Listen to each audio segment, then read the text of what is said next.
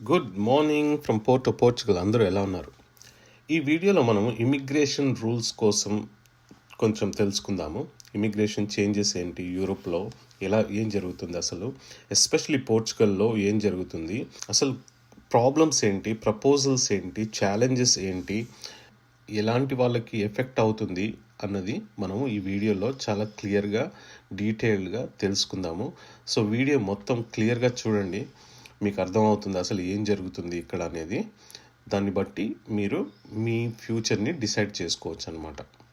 First thing ఏంటంటే problems చూద్దాము. అసలు వీళ్ళు ఫేస్ చేస్తున్న ప్రాబ్లమ్స్ ఏంటి యూరోప్లో అన్నది. ఒకటేమో illegal immigration and cross border jumping అనమాట. ఇల్లీగల్ ఇమిగ్రేషన్ అంటే చాలామంది వీసాలు లేకుండా బోట్స్లో కానీ ఇలా ట్రక్స్లో కానీ కంట్రీలోకి రావడం, బార్డర్ క్రాస్ చేసి ఇలా కంట్రీలోకి రావడం, ఈ ప్రాబ్లం ఎక్కువైందనమాట యూరోప్లో. ఎస్పెషలీ సౌత్ ఏషియన్ కంట్రీస్ నుండి ఇండియా కానీ పాకిస్తాన్, శ్రీలంక, నేపాల్, బంగ్లాదేశ్, ఈ కంట్రీస్ సౌత్ ఏషియన్ కంట్రీస్, అలాగే ఆఫ్రికన్ కంట్రీస్ నుండి, చాలా ఆఫ్రికన్ కంట్రీస్ నుండి కూడా క్రాస్ బార్డర్ జంపింగ్ చాలా జరుగుతుందన్నమాట. వీళ్ళు ఎలా వస్తారంటే ఇప్పుడు ఇండియా, పాకిస్తాన్, బంగ్లాదేశ్, శ్రీలంక వీళ్ళు ఎలా వస్తారంటే వీళ్ళు రష్యా త్రూ బై రోడ్ కానీ అక్కడక్కడ ట్రావెల్ చేసుకుంటూ కంటైనర్లో అలా రష్యా వెళ్ళి అక్కడ నుండి మెల్లిగా యూరోప్లోకి జంప్ అయ్యి అలా రావడం జరుగుతుంది. లేదంటే కొంతమంది బోట్స్లో వచ్చేస్తారనమాట. బోట్స్లో వచ్చేసి కంట్రీలోకి జంప్ అయిపోతారు. కాకపోతే ప్రాబ్లం ఎక్కడ వస్తుందంటే హ్యూమన్ రైట్స్ దగ్గర ప్రాబ్లం వస్తుంది. ఎవరైనా ఒక కంట్రీలోకి జంప్ అయినప్పుడు, క్రాస్ బార్డరింగ్ చేసినప్పుడు వాళ్ళని ఇమీడియట్గా పంపించడానికి ఉండదన్నమాట. సో వాళ్ళని ఏం చేస్తారంటే డిటెన్షన్ సెంటర్స్ ఉంటాయి, ఆ డిటెన్షన్ సెంటర్లో పెడతారు. ఒక రకమైన ప్రిజన్ అనుకోండి. అక్కడ మీకు ఫుడ్, అకామిడేషన్ అంతా బాగానే ఉంటుంది. అక్కడ పెడతారనమాట. అక్కడ పెట్టి వాళ్ళకి ఒక 20 days, పోర్చుగల్లో అయితే కరెంట్లీ సిచ్యువేషన్ చెప్తున్నాను, ఒక 20 days వాళ్ళకి ఏం చెప్తారంటే మీరు 20 daysలో మీరు వెళ్ళిపోతే మంచిది, లేదంటే మేము ఫోర్స్ఫుల్గా మిమ్మల్ని పంపించాల్సి వస్తుందని ఒక లెటర్ ఇష్యూ చేస్తారనమాట. సో అది ఇల్లీగల్ మైగ్రేషన్, క్రాస్ బార్డరింగ్కి సంబంధించిన విషయం అనమాట. నెక్స్ట్ ఏంటంటే ఫేక్ కంపెనీస్. ఇక్కడ ఏం జరుగుతుందంటే ఒక కిరాణా షాపు పెట్టుకుని ఆ కిరాణా షాప్ మీద ఒక hundreds and thousands of work పర్మిట్లు ఇష్యూ చేస్తున్నారనమాట. అది చాలా ఘోరం కదా యాక్చువల్గా చూసుకుంటే. ఎందుకంటే ఒక కిరాణా షాప్ ఉంటుంది, అందులో ఎంతమంది వర్కర్స్ కావాలి? మ్యాక్సిమం 1, 2, 5, 10 మంది కావాలి. అయితే thousands of work permits issue చేయడం వల్ల ఏమవుతుందంటే జనాల్ని ఇల్లీగల్గా లోపలికి కంట్రీలోకి తీసుకొచ్చిన తర్వాత అక్కడ జాబ్స్ ఉండవు కదా. ఎందుకంటే వాళ్ళు ఓన్లీ వర్క్ పర్మిట్ ఒకటే ప్రొవైడ్ చేస్తారు, కానీ జాబ్స్ ఉండవు. అలాంటప్పుడు ఏమవుతుందంటే వీళ్ళు చాలా స్ట్రెస్ ఫీల్ అయిపోయి ఫైనాన్షియల్ ప్రాబ్లమ్స్, తిండి లేక చాలా ఘోరమైన పరిస్థితుల్లో ఉంటున్నారనమాట. అది గవర్నమెంట్ చూస్తుంది. ప్లస్ ఈ ఫేక్ కంపెనీస్ అన్నిటినీ ఎలిమినేట్ చేయడానికి మంచి ఒక సిస్టమ్ తీసుకొచ్చింది. ట్యాక్స్ ఆఫీస్లో ఒక డిపార్ట్మెంట్ క్రియేట్ చేసి ఓన్లీ ఈ ఫేక్ కంపెనీస్ని ఐడెంటిఫై చేయడం. ఎలా ఐడెంటిఫై అంటే ఒక కంపెనీ, ఒక కిరాణా షాప్ ఉందనుకోండి, ఆ కిరాణా షాప్ నుండి ఎంతమంది ట్యాక్స్ కడుతున్నారు అన్నది. ఎందుకంటే ఒకళ్ళు కంట్రీలో నివసించాలి అంటే వాళ్ళు కంపల్సరీగా ట్యాక్స్ కడుతూ ఉండాలన్నమాట. మినిమం ట్యాక్స్ ఉంటుంది, ఆ ట్యాక్స్ కడుతూ ఉండాలి. సో ఆ ట్యాక్స్ ఒక కంపెనీ మీద 1000 మంది కడుతున్నారంటే లెట్స్ గో, ఒకసారి వెళ్ళి ఎంత పెద్ద కంపెనీయో చూద్దాం. అక్కడికి వెళ్ళి చూస్తే ఏముంటుంది, చిన్న పాన్ డబ్బానో లేకపోతే కిరాణా దుకాణమో ఉంటుందన్నమాట. ఆ విధంగా మిస్యూజ్ చేస్తున్నారు. ఇంకొకటి ఇల్లీగల్ యాక్టివిటీస్ చేస్తున్నారు. ఇల్లీగల్ యాక్టివిటీస్ అంటే ట్యాక్స్ ఫ్రాడ్ చేయడము. కొంతమంది ఏమో టీఆర్సీ కార్డులు తీసేసుకోవడము, ఒకసారి టీఆర్సీ కార్డు వచ్చిన తర్వాత పక్క కంట్రీకి వెళ్ళిపోయి వర్క్ చేయడము. లైక్ స్పెయిన్ కానీ జర్మనీ కానీ ఇట్లాంటి కంట్రీస్కి వెళ్ళి వర్క్ చేస్తున్నారు. ఎందుకంటే అక్కడ శాలరీస్ ఎక్కువ వస్తాయి కదా, చేస్తున్నారు. కానీ అది ఇల్లీగల్ అని గవర్నమెంట్కి తెలిసిపోయి ఈ ఇల్లీగల్ యాక్టివిటీస్ని ఎవరైతే టీఆర్సీ కార్డు ఈ కంట్రీలో తీసుకుని బయటికి వెళ్ళి వర్క్ చేస్తున్నారో వాళ్ళని కూడా టార్గెట్ చేస్తున్నారు అనమాట. ఇంకొకటి ఏమో డ్రగ్స్. కొంతమంది లిస్బన్లో, ఎస్పెషలీ పోర్టోలో చాలా తక్కువ, కానీ లిస్బన్లో కొన్ని ఏరియాస్ ఉన్నాయన్నమాట. ఆ ఏరియాస్కి వెళ్తే మీకు ఏషియన్స్ మన ఏషియన్స్ చాలామంది డ్రగ్స్ బిజినెస్లు చేస్తున్నారు. మరి ఎందుకు చేస్తున్నారో వాళ్ళకే తెలుసు, దేవుడికే తెలుసు. మనం ఒక కంట్రీకి వచ్చి మనం డ్రగ్స్ అమ్మితే ఎంత చండాలంగా ఉంటుంది. అదే మన కంట్రీలో, ఇండియాలో ఎవరన్నా ఏ నైజీరియన్సో లేకపోతే ఏ సొమాలియన్సో వచ్చి డ్రగ్స్ అమ్ముతా ఉంటే మనం ఊరుకుంటామా? ఊరుకోం కదా. సో ఆ విధంగా జరుగుతుందన్నమాట. నెక్స్ట్ ఇంకొకటి ఏంటంటే, ట్యాక్సీ డ్రైవర్సు రీసెంట్గా లాస్ట్ ఇయర్లో 2-3 రేప్ కేసులు. ఈ రేప్ కేసుల వల్ల అదొక పెద్ద ఇష్యూ, చాలా పెద్ద ఇష్యూ అయిందనమాట. ఎస్పెషలీ నార్త్ ఇండియన్ వాళ్ళు అనుకోండి, నేను స్టేట్ పేరు చెప్పను, నార్త్ ఇండియన్ వాళ్ళు చేస్తున్నారనమాట ఇలాంటి ట్యాక్సీ డ్రైవర్స్ ఇలాంటి ఇల్లీగల్ యాక్టివిటీసు, రేప్ కేసులు, క్రిమినల్ యాక్టివిటీసు చేస్తూ ఉన్నారు. ఇంకొకటి ఏంటంటే హౌసింగ్ ఇష్యూస్. వీళ్ళకి ప్రాబ్లం ఎక్కడ వచ్చేస్తుందంటే, కంట్రీ చిన్నదైనప్పుడు ఇమిగ్రేషన్ 1.5 మిలియన్ ఇమిగ్రెంట్స్, అంటే 15 లక్షలు ఇమిగ్రెంట్స్ ఈ కంట్రీలో ఆల్రెడీ ఉన్నారు. 2024 నంబర్స్ ప్రకారము ఉన్నారనమాట. 3.5 లక్షలు ఉండేది ఈ నంబర్. అంటే 7 ఇయర్స్లో ఆల్మోస్ట్ 4 పెరిగిందనమాట 7 ఇయర్స్లో. ఇది చాలా గవర్నమెంట్కి చాలా భయం వేస్తుంది అనమాట. ఈ విధంగా పెరిగిపోతుంటే ఇమిగ్రేషన్ని కంట్రోల్ చేయలేకపోతే మన దగ్గర ఉండడానికి ప్లేస్ ఉండదు. ఎందుకంటే ఆల్రెడీ పోర్చుగీస్ వాళ్ళకే ఉండడానికి ప్లేస్ లేకుండా అయిపోతుంది అనమాట. దీనివల్ల ఏంటంటే ప్రాపర్టీ ప్రైజెస్ చాలా పెరిగిపోతున్నాయి. రెంట్లు అయితే భయంకరంగా పెరిగిపోతున్నాయి. ఒకప్పుడు రెంట్ ఒక 300-400 ఉండే డబుల్ బెడ్రూమ్కి ఇప్పుడు ఆల్మోస్ట్ 1200-1500 పెట్టాల్సి వస్తుంది అనమాట. అది ఎవరికి కష్టం అయిపోతుందంటే లోకల్ వాళ్ళకి కష్టం అయిపోతుంది. ఎందుకంటే లోకల్ వాళ్ళ శాలరీస్ అలాగే ఉంటాయి, కానీ రెంట్లు మాత్రం పెరిగిపోతున్నాయి. మీకు అర్థమవుతుందా? వాళ్ళకి వచ్చే 1000 శాలరీ అలాగే ఉంటుంది, కానీ 1200-1500 రెంట్ కట్టాలంటే వాళ్ళకి ఎంత కష్టం అయిపోతుంది. సో ఈ విధంగా వాళ్ళు ఏం చేస్తున్నారంటే వాళ్ళు తిరగబడుతున్నారు అనమాట. ఇలా మీరు ఇమిగ్రెంట్స్ని అలౌ చేస్తున్నారు, వీళ్ళేమో వచ్చేసి ఈ రెంట్లు, ఈ ప్రాపర్టీ ప్రైజెస్ అన్నీ ఇంక్రీజ్ చేస్తున్నారు. మరి మా సంగతి ఏంటి, మేము ఎక్కడ ఉండాలి అన్నది అదొక ప్రాబ్లము. ఇంకొకటి ఏంటంటే, ఇక్కడ మనం ఒక కంట్రీకి వెళ్ళినప్పుడు ఆ కంట్రీ స్టాండర్డ్స్ మెయింటైన్ చేయాలి, ఆ కంట్రీ కల్చర్ని మెయింటైన్ చేయాలి. మీకు ఒక చిన్న ఎగ్జాంపుల్ ఏంటంటే, ఓది విలాస్ అనే ఒక ప్లేస్ ఉంటుంది లిస్బన్లో. మీరు ఎవరైనా తెలుసుంటే వెళ్ళి చూడండి. అక్కడ ఓది విలాస్ స్టేషన్ నుండి బయటికి రాగానే ఎంత భయంకరమైన వాసన వస్తుందంటే, స్మెల్ భయంకరంగా వస్తుంది. అది ఫుల్ అక్కడ మొత్తం బంగ్లాదేశీసు, ఇండియన్స్, పాకిస్తానీసు, నేపాలీసు వీళ్ళే ఉంటారనమాట. అది ఒక చిన్న మార్కెట్ లాగా ఉంటుంది. ప్లస్ అకామిడేషన్ కూడా అక్కడే ఉంటారు వాళ్ళు. అక్కడక్కడ చిన్న చిన్న జాబులు చేస్తుంటారు. అదంతా ఓకే. అక్కడే గురుద్వారా ఉంది, టెంపుల్ ఉంది, అదంతా ఓకే, అదంతా బాగానే ఉంది. వర్క్ చేసుకోండి, బిజినెస్లు చేసుకోండి, ఇదంతా బాగానే ఉంటుంది.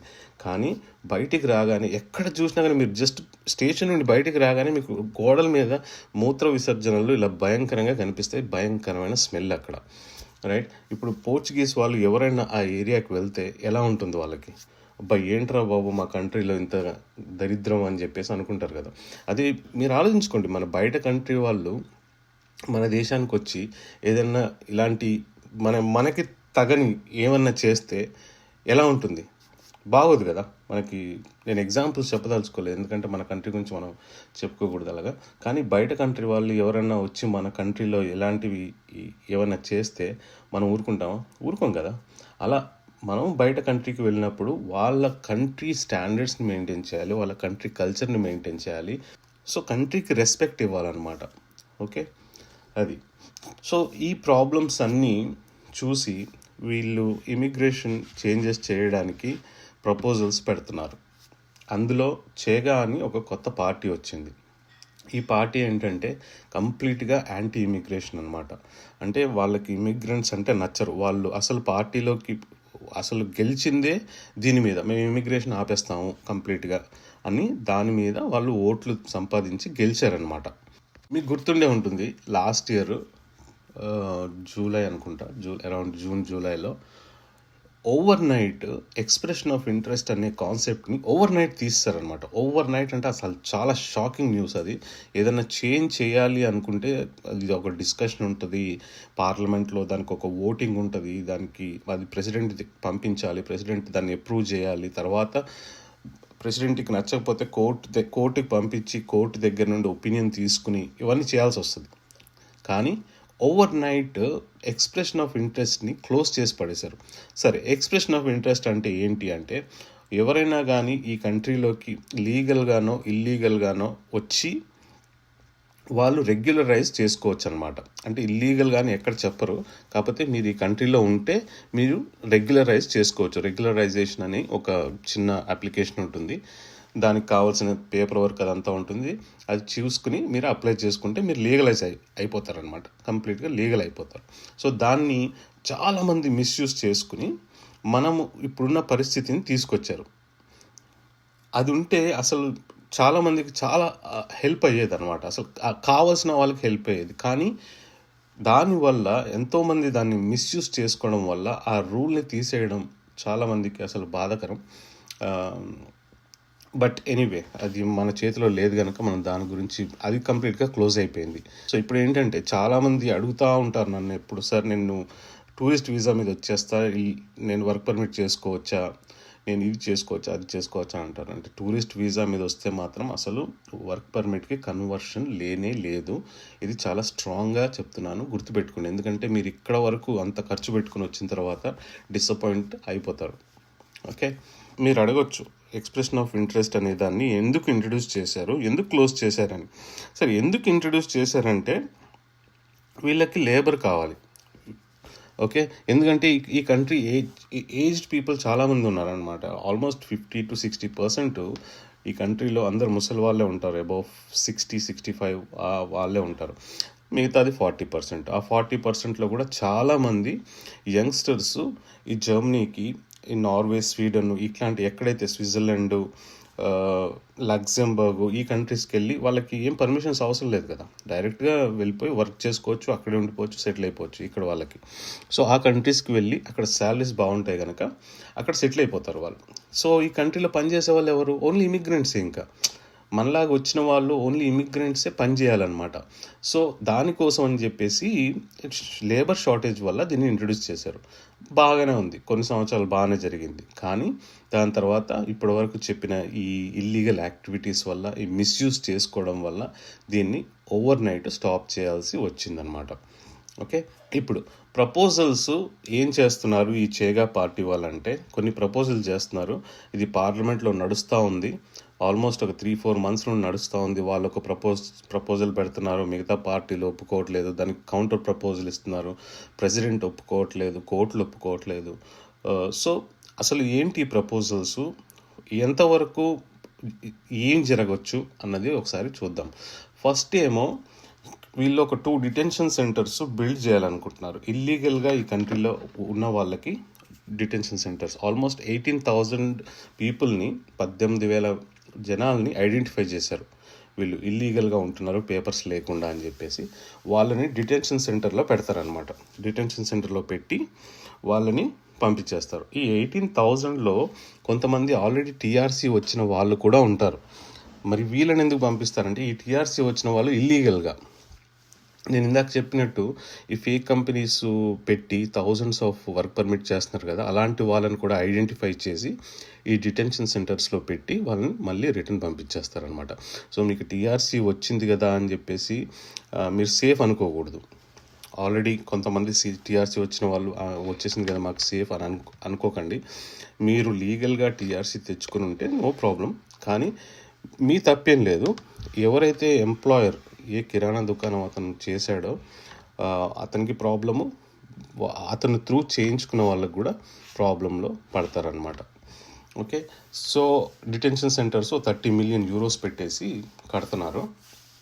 ఇంకొకటి ఎక్స్ప్రెషన్ ఆఫ్ ఇంట్రెస్ట్ అయితే కంప్లీట్గా క్లోజ్ చేశారు. అది రీఓపెన్ చేయడానికి అసలు ఛాన్సెసే లేవని చెప్తున్నారు కరెంట్ పార్టీస్. ఫ్యూచర్లో ఏం జరుగుతుందో మనకు తెలియదు, కానీ కరెంట్లీ వీళ్ళు చెప్పేది ఏంటంటే రీఓపెన్ చేయమంటున్నారు.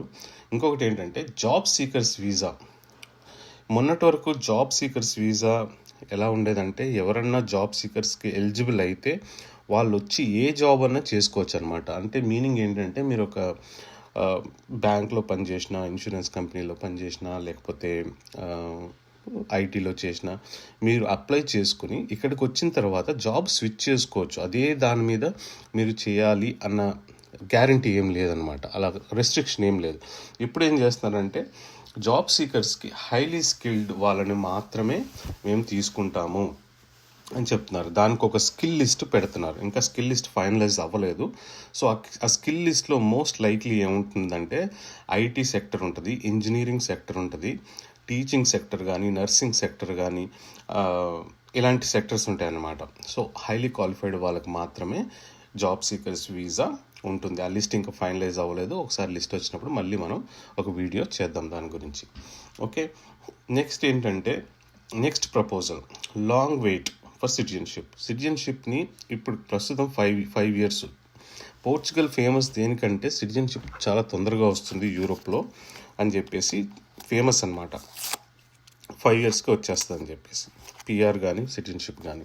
సో దాన్ని వీళ్ళు 10 years చేద్దాము అని ప్రపోజల్ పెడుతున్నారు. సో అది 10 years అవుతుందా?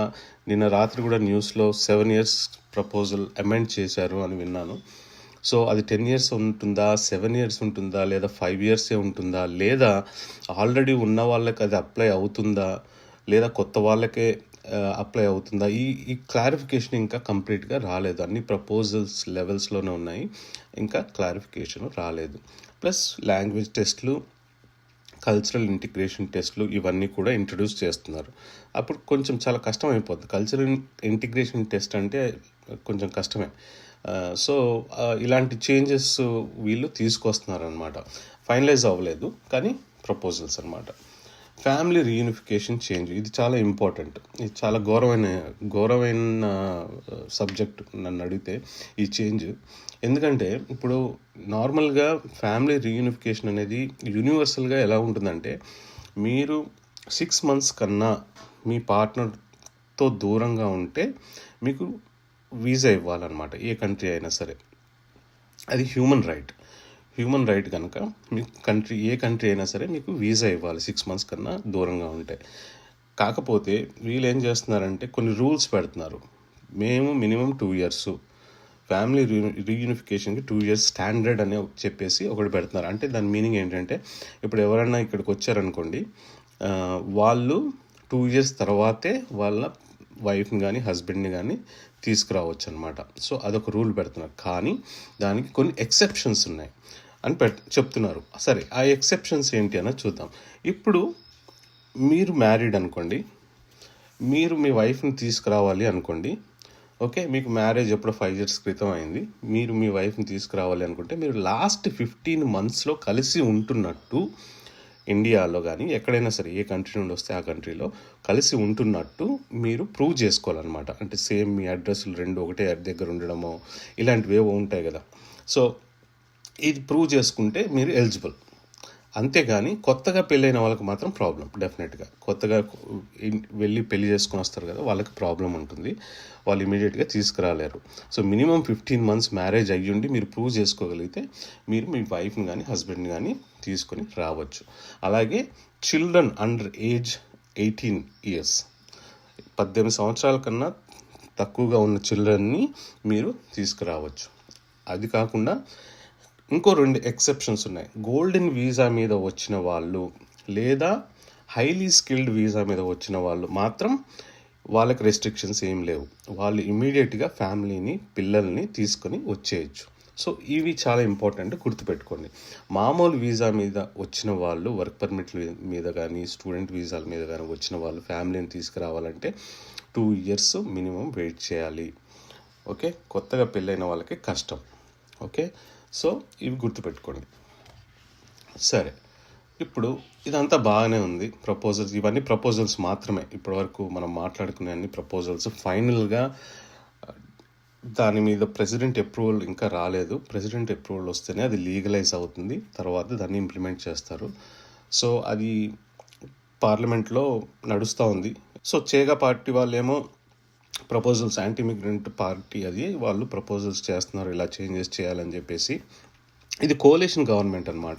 గవర్నమెంట్లో 2-3 పార్టీలు ఉన్నాయి.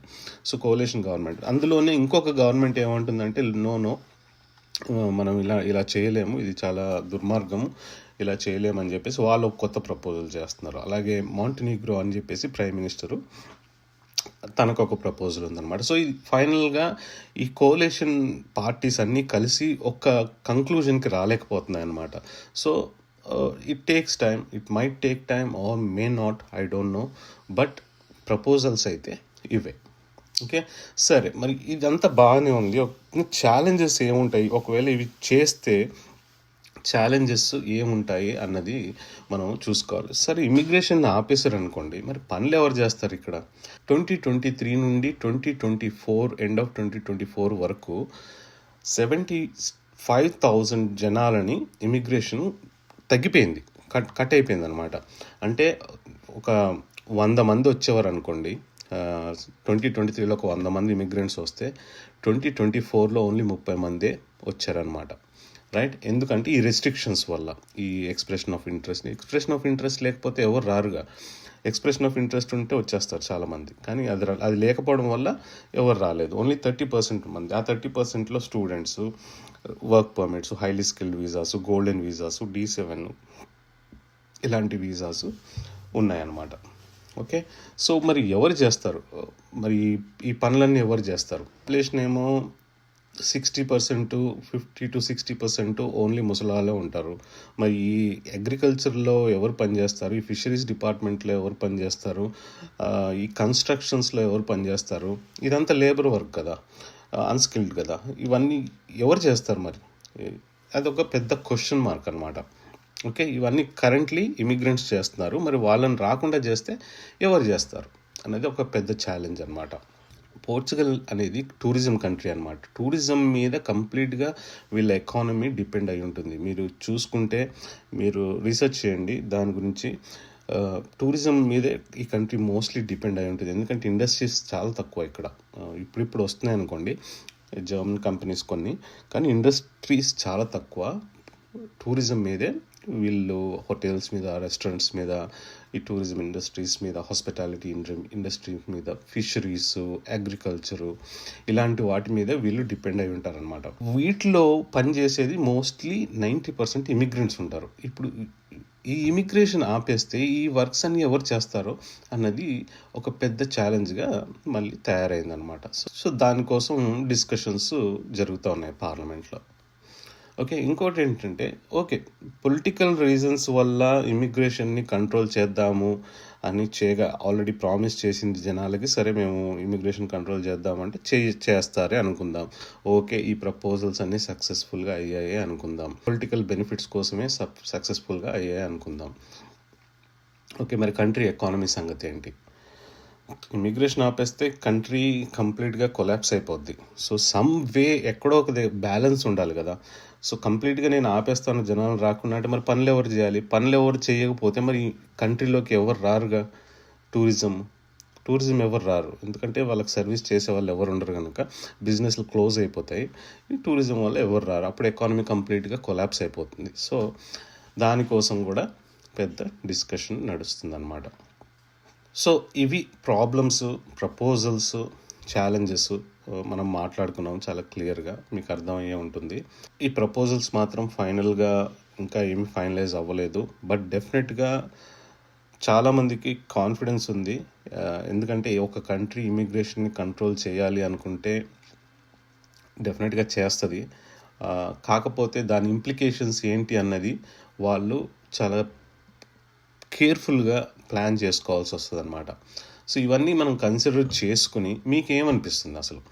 మనం ఇంతవరకు ఈ ప్రాబ్లమ్స్ అన్నీ మాట్లాడుకున్నాం కదా, ఇష్యూస్ మాట్లాడుకున్నాము, మన ఇమిగ్రెంట్స్ వచ్చి ఎలాంటి ప్రాబ్లమ్స్ క్రియేట్ చేస్తున్నారు, ఎలాంటి ఇల్లీగల్ యాక్టివిటీస్ చేస్తున్నారు అని మాట్లాడుకున్నాం. హౌసింగ్ ఎలా ప్రాబ్లమాటిక్ అవుతుంది దానివల్ల అని మాట్లాడుకున్నాము. ప్లస్ ఫ్రాడ్స్ ఇవన్నీ చాలా చేస్తున్నారు.